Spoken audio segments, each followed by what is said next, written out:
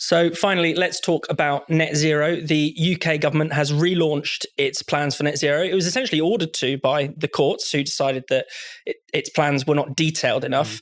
I mean, a lot of what has been announced we've seen before. So we've got a renewed commitment to renewable energy as well as some nuclear energy thrown in there.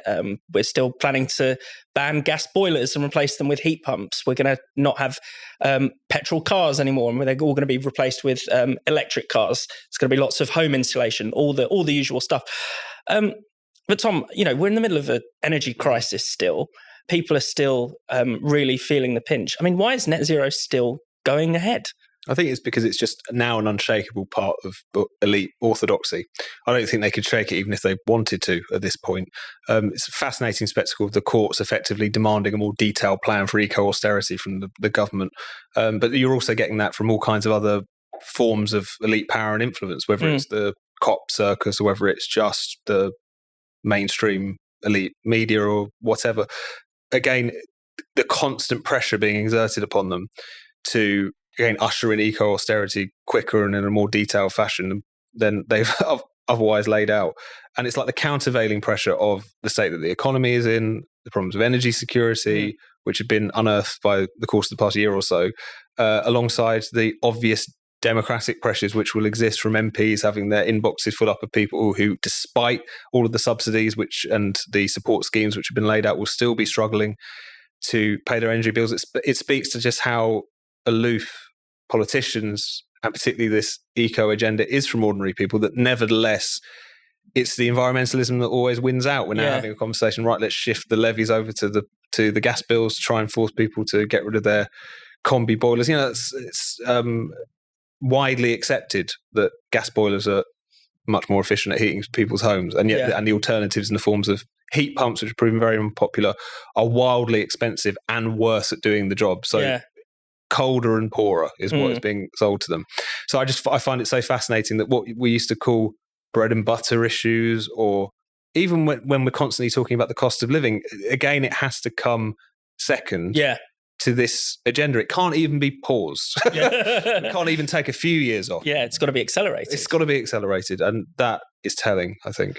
I mean, it's interesting because the new sort of line from the government is that net zero is actually going to increase our energy security and it's going to make our bills cheaper. It's going to make everyone more attractive. Give women bigger boobies, as Boris Johnson once said about voting Tory.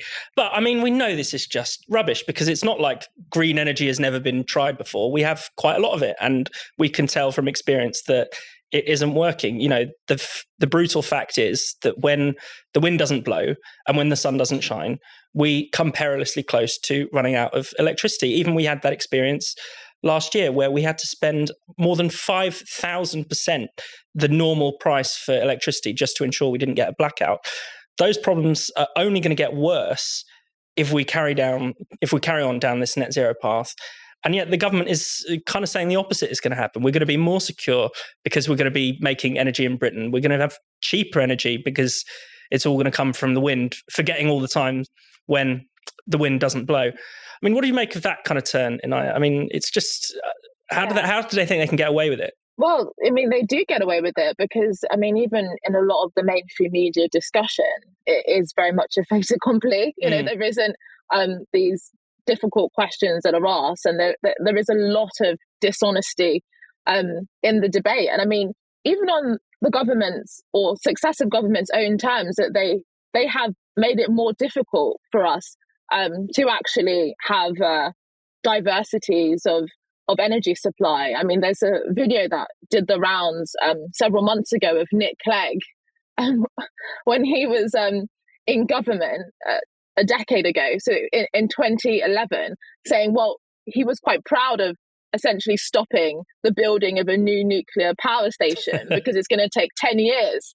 That would have been 2021. So, I mean, it just shows the short-termism, elevating what is politically expedient over what would actually secure the long-term future and energy security of the country. And it's continuing to go on. I mean, as you mentioned, when the wind isn't blowing, when the sun isn't shining, then we don't have energy. But actually the other options that aren't even coal and oil, such as nuclear, and even fracking. Yeah. You know, even in the north of England, in Yorkshire, we're kind of sitting on huge potential reserves, but that have been completely stopped by certain environmental activists, which would have provided amazing kind of high quality, high paid, high skilled jobs, brought wealth and opportunities to an area, and would have created so much plentiful energy for huge sections of the country. And that has actually been partly responsible for what has brought down carbon emissions in America, which has been fracking. So the other options, even that would even get us closer to different energy sources, are being stopped as well. And so it just seems to be an attack on ordinary people on all ends for a lack of dishonesty. And fundamentally, the principle that should guide is cheap, plentiful, reliable. And if it is cleaner, that's also a plus. But ultimately, we have to exist in the modern world. We have to be able to have energy that powers our lives. And if we don't have that, then that is a world of darkness and destruction. Yeah. So actually, all of these activists kind of painting a picture of this terrible world, if we don't rapidly go towards their particular narrow direction, they're actually making it more likely for us to live in a miserable world that people cannot actually live flourishing, positive lives. And so, at the very least, we should have much more honesty about the reality and not these kind of slogans and grandstanding. Yeah, definitely.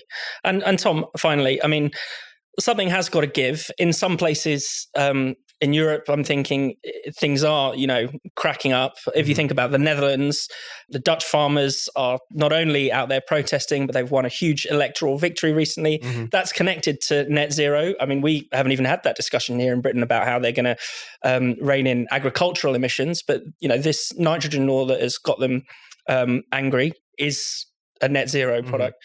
Something surely will bubble up or flare up. Mm-hmm. I think it's got to have political consequences, whether you see that at the ballot box or whether you see it on the streets. I mean, it's something which is easy to forget about the Gilets jaunes as well in France. I mean, that was in response to, again, punishing green laws and taxes. This was something that immediately impacts upon a certain section of society who rely on these supposedly dinosaur forms of transportation and so on to keep the country running.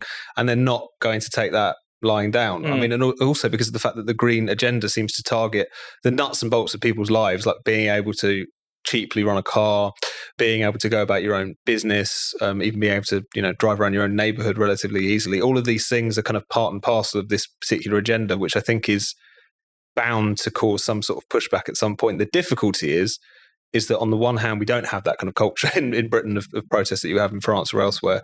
And also the electoral options are almost zero in terms of an alternative to this. Vote red, vote blue, get green. Every single time. And I think that's one thing which might stem a rebellion or make it a little bit more difficult for some time, but it's certainly not going to see it off forever. I think, if anything, in the absence of any alternatives, and as the cost of net zero on ordinary people is going to be felt more and more, it's just going to store up more and more anger, which is going to find expression somewhere or another at some point in time.